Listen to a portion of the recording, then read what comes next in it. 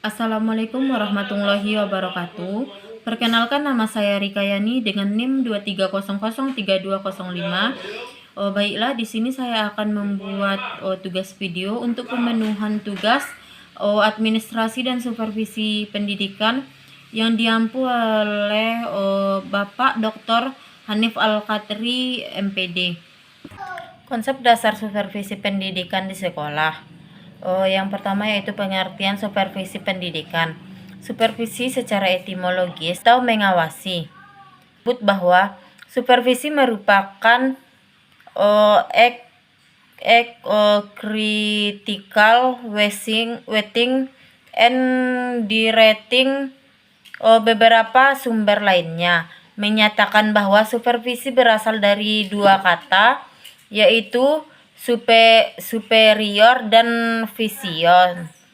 Hasil analisis menunjukkan bahwa kepala sekolah digambarkan sebagai seorang expert dan superior, sedangkan guru digambarkan sebagai orang yang memerlukan kepala sekolah. Supervisi ialah suatu aktivitas pembinaan yang direncanakan untuk membantu para guru dan pegawai sekolah lainnya dalam melakukan pekerjaan secara efektif.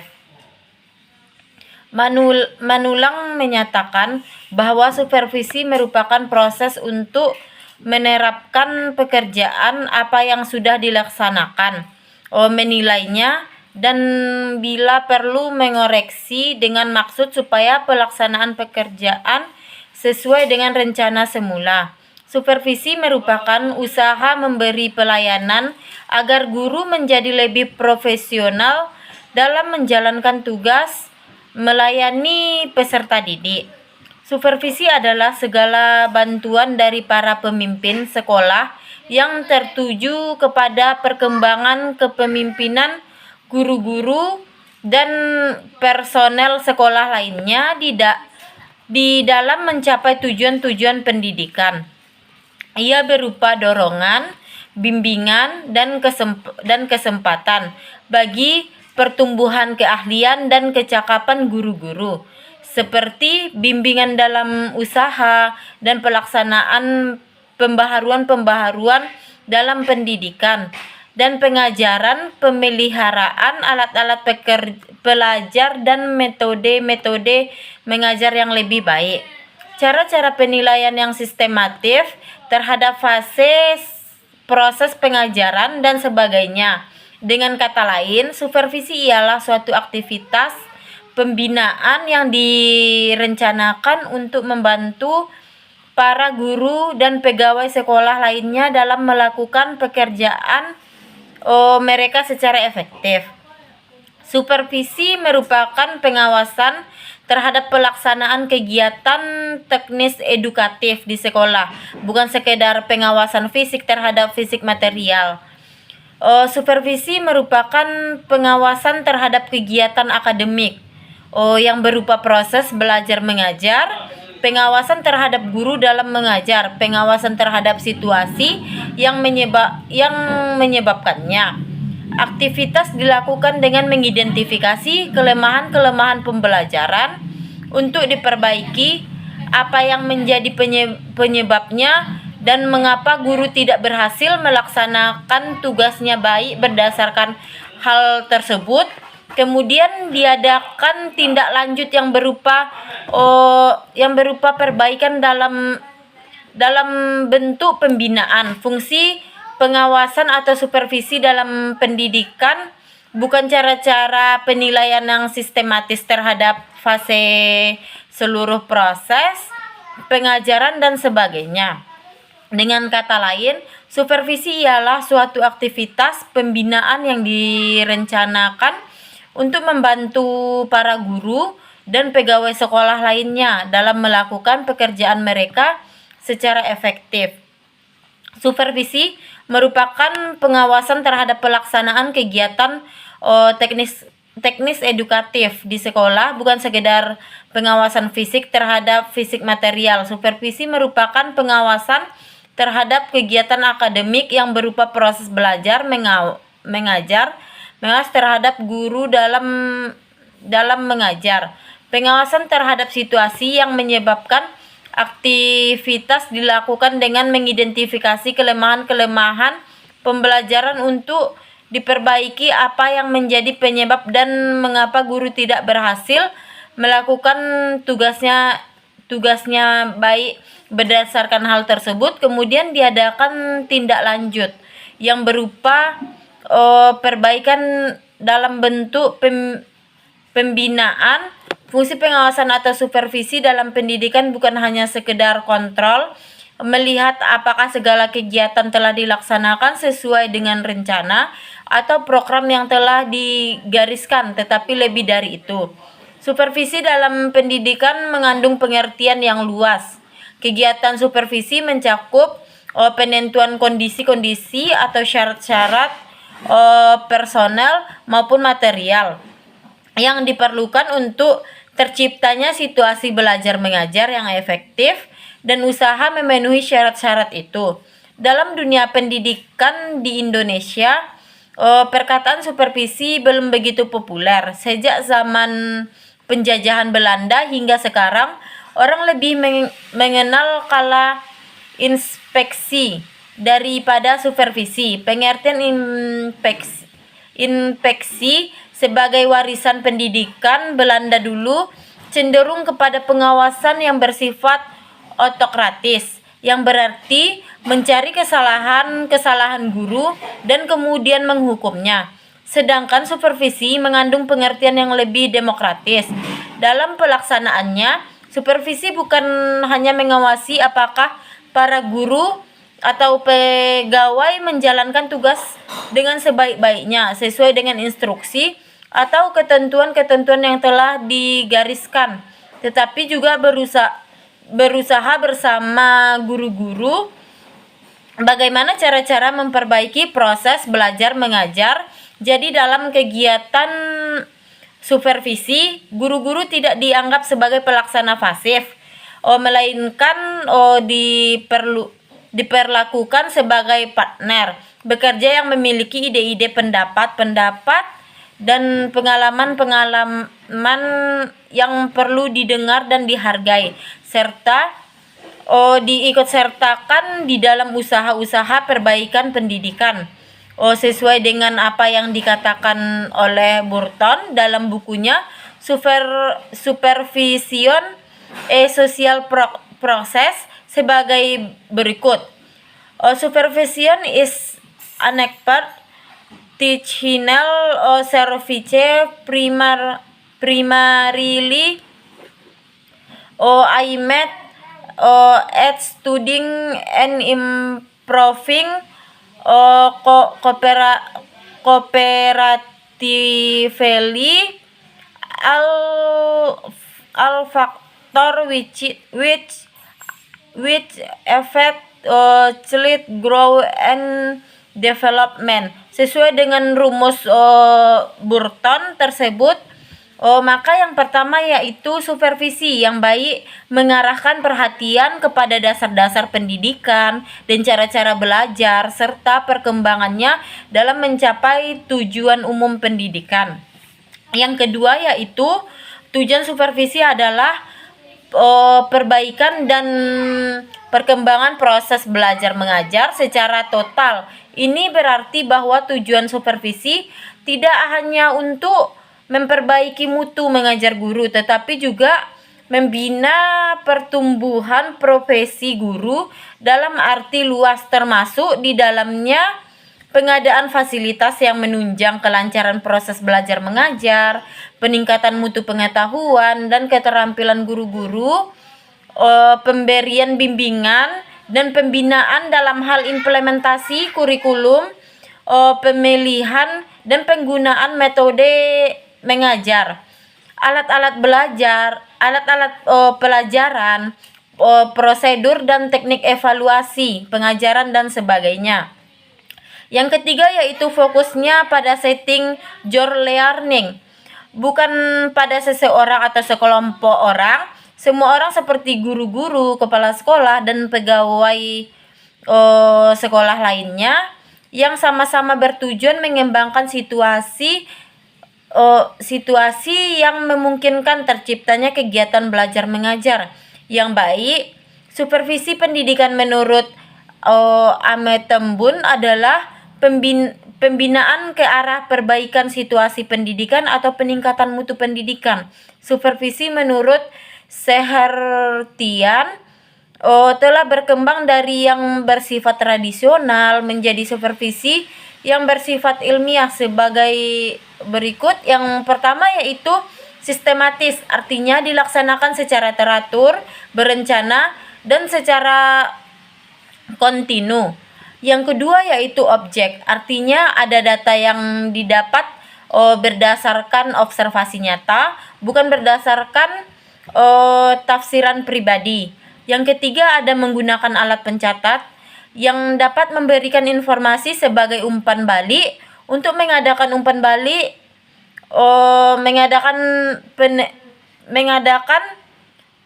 penilaian terhadap proses pembelajaran di kelas. Dari beberapa pengertian yang tadi, supervisi secara sederhana bahwa supervisi merupakan upaya kepala sekolah dalam pembinaan guru untuk meningkatkan mutu pendidikan dan pengajaran di sekolah.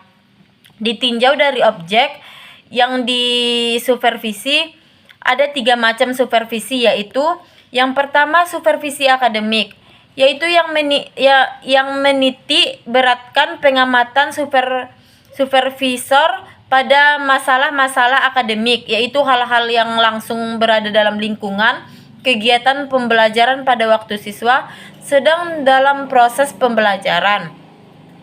Yang kedua yaitu supervisi administrasi, yang menitik beratkan pengamatan supervisor pada aspek-aspek administrasi yang berfungsi sebagai pendukung dengan pelancar terlaksana pembelajaran.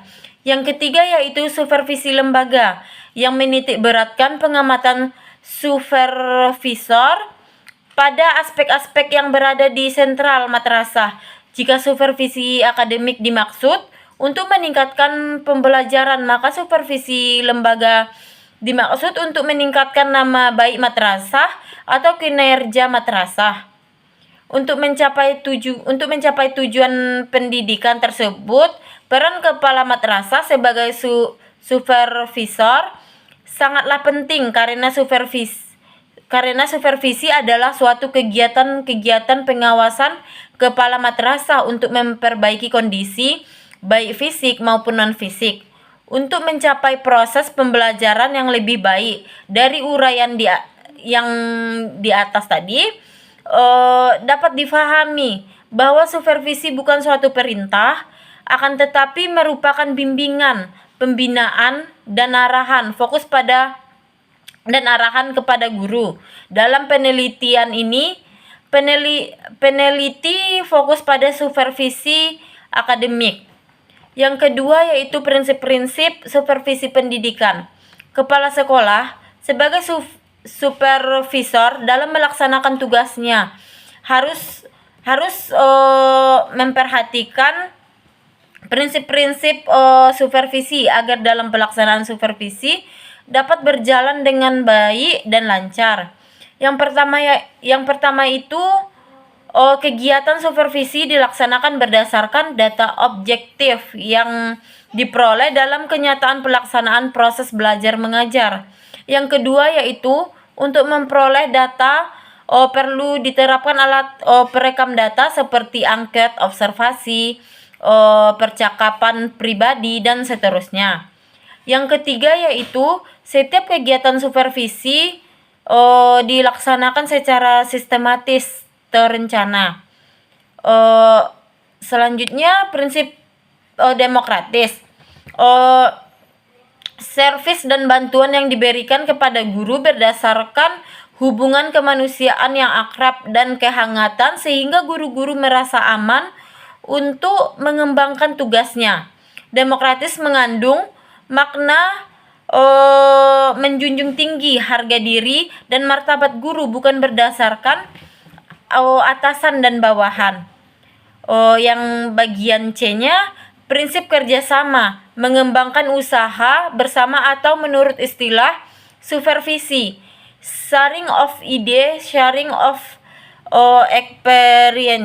experience, memberikan support, mendorong, menstimulasi guru sehingga mereka merasa tumbuh bersama. Selanjutnya yang poin D, prinsip konstruktif dan kreatif. Setiap guru akan merasa termotivasi dalam mengembangkan potensi kreatif kalau supervisi mampu menciptakan suasana kerja yang menyenangkan bukan melalui cara-cara menakutkan. Untuk menjalankan tindakan-tindakan supervisi, sebaik-baiknya kepala sekolah hendaklah memperhatikan prinsip-prinsip.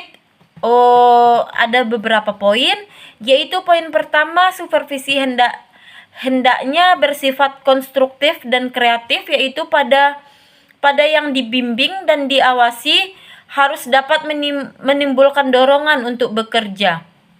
Yang poin kedua yaitu supervisi harus didasarkan atas keadaan dan kenyataan yang sebenarnya,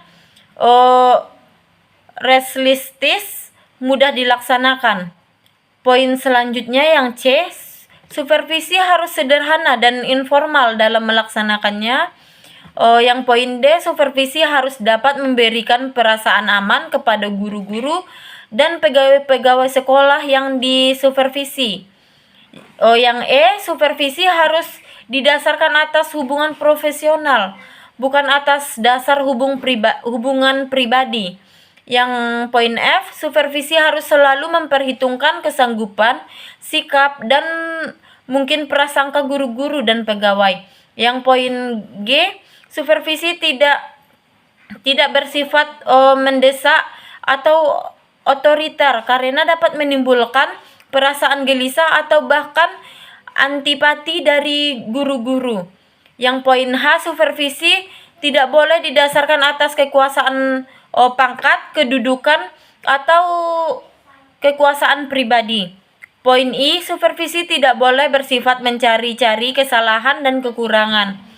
Poin J, supervisi tidak dapat terlalu cepat mengharapkan hasil dan tidak boleh lekas merasa kecewa. Yang poin K, supervisi hendaknya juga bersifat preventif, korektif, dan kooperatif. Jangan sampai timbul hal-hal yang negatif. Sedangkan korektif yaitu memperbaiki kesalahan yang telah diperbuat, dan kooperatif berarti bahwa mencari kesalahan atau kekurangan dan usaha memperbaikinya dilakukan bersama-sama oleh supervisor dan orang-orang yang diawasi. Poin yang ketiga, tujuan supervisi pendidikan menurut Piet A. Poin yang ketiga, tujuan supervisi pendidikan menurut Piet A. Sahertian dalam bukunya menjelaskan bahwa tujuan supervisi ialah memberikan layanan dan bantuan untuk meningkatkan kualitas mengajar guru di kelas yang pada gilirannya untuk meningkatkan kualitas belajar siswa. Dengan demikian, jelas bahwa tujuan supervisi ialah memberikan layanan dan bantuan untuk meningkatkan kualitas belajar siswa, bukan saja memperbaiki kemampuan mengajar, tapi juga mengembangkan potensi kualitas guru. Pendapat lain dikemukakan oleh Made Pidarta. Tujuan supervisi ialah yang poin pertama yaitu membantu menciptakan lulusan optimal dalam kuantitas dan kualitas. Yang poin kedua, membantu mengembangkan pribadi, kompetensi, dan sosialnya. Yang ketiga yaitu membantu kepala sekolah mengembangkan program yang sesuai dengan kondisi masyarakat setempat. Yang keempat, ikut meningkatkan kerjasama dengan masyarakat atau komite sekolah. Dari pendapat dapat disimpulkan bahwa tujuan diadakan supervisi adalah untuk mengembangkan situasi belajar mengajar yang lebih baik dengan cara membantu guru-guru dalam meningkatkan kinerjanya dalam rangka pembentukan pribadi anak secara maksimal. Dan yang keempat yaitu fungsi supervisi pendidikan. Fungsi utama supervisi pendidikan ditunjuk pada perbaikan dengan meningkatkan situasi belajar mengajar. Sehubungan hal tersebut, maka Piat Sehartin memberikan 8 fungsi supervisi sebagai berikut. Yang pertama, mengkoordinir semua usaha sekolah. Yang kedua, memperlengkap kepemimpinan sekolah. Yang ketiga, memperluas pengalaman guru-guru. Yang keempat, menstimulasi usaha-usaha yang kreatif. Selanjutnya, memberikan fasilitas dan penilaian yang terus-menerus. Selanjutnya, menganalisis situasi belajar mengajar. Selanjutnya, memberikan pengetahuan dan keterampilan kepada setiap anggota staf. Yang terakhir yaitu memberikan wawasan yang lebih luas dan terintegrasi dalam merumuskan tujuan-tujuan pendidikan dan meningkatkan kemampuan mengajar guru-guru. Dari fungsi utama supervisi adalah ditunjuk pada perbaikan dan peningkatan kualitas agar sasaran supervisi terlaksana dalam peningkatan kinerja secara efektif. Maka kemampuan guru perlu ditingkatkan. Maka fungsi supervisi menurut Ametembun terdiri dari yang pertama yaitu penelitian, yaitu fungsi yang harus dapat mencari jalan keluar dari masalah yang dihadapi. Yang kedua yaitu penilaian. Fungsi penilaian adalah untuk mengukur tingkat kemajuan diinginkan seberapa besar yang telah dicapai, dan penilaian ini dilakukan dengan berbagai cara seperti tes, penetapan standar, penilaian kemajuan belajar siswa, melihat perkembangan hasil penilaian sekolah, serta prosedur lain yang berorientasi pada peningkatan mutu pendidikan. Selanjutnya perbaikan. Fungsi perbaikan adalah sebagai usaha untuk mendorong guru baik secara perseorangan maupun kelompok agar mereka mau melakukan berbagai perbaikan dalam menjalankan tugas mereka. Perbaikan ini dapat dilakukan dengan bimbingan, yaitu dengan cara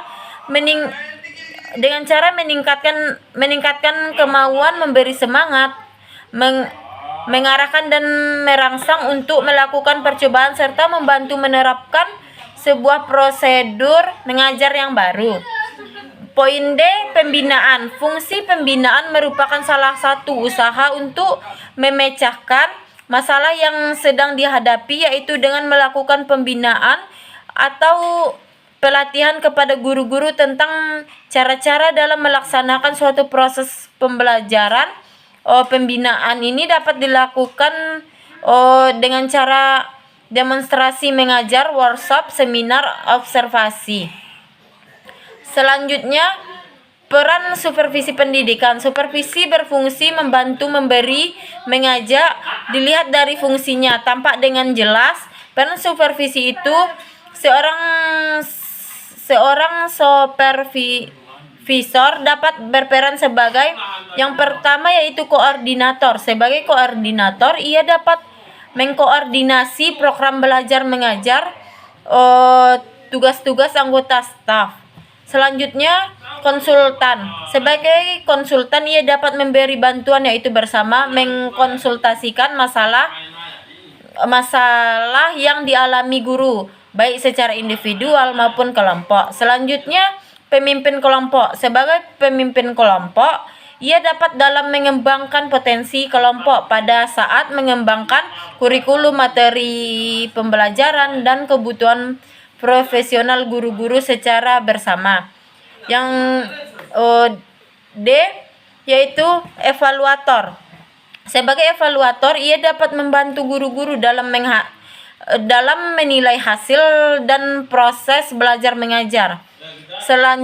sehubungan Sehubungan peran supervisor dalam kegiatan supervisi, Ame Tembun menyatakan terdapat 4 fungsi supervisor. Yang pertama, supervisor sebagai peneliti. Yang kedua, supervisor sebagai penilaian atau evaluator. Selanjutnya, supervisor pemerbaik atau improver yang mengadakan perbaikan terhadap situasi. Selanjutnya, supervisor pengembangan atau developer, yaitu mengembangkan atau meningkatkan situasi agar keadaan yang sudah baik menjadi lebih baik. Sekianlah penjelasan materi dari saya. Mohon maaf jika ada kesalahan kata. Saya akhiri. Wassalamualaikum warahmatullahi wabarakatuh.